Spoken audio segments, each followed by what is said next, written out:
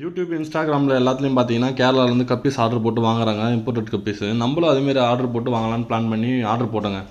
ஆனால் பயங்கரமான ஷாக் என்னென்னா, அவன்கிட்ட கேட்டேன் எத்தனை நாளில் ப்ரோ வரும்னு சொன்னதுக்கு டுமாரோ டெலிவரி ப்ரோன்னு சொல்லியிருந்தான்.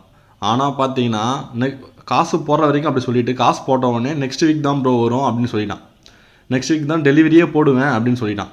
அப்படி சொன்னோடனே எனக்கு பயம் வந்துடுச்சு. சரி ஏதோ ஏமாற்ற போகிறான் போல இருக்குன்னு சொல்லிட்டு நானும் அவனை விடாமல் கேட்டுகிட்டே இருந்தேன். ஏன் ப்ரோ காசு போகிறதுக்கு முன்னாடி இப்படி சொன்னீங்க, காசு போடுறதுக்கு அப்புறம் இப்படி சொல்கிறீங்களே அப்படின்னதுக்கு, இல்லை ப்ரோ லீவ் ப்ரோ 2 நாள் அப்படி இப்படின்னு சும்மா சொல்லிட்டு இருந்தான்.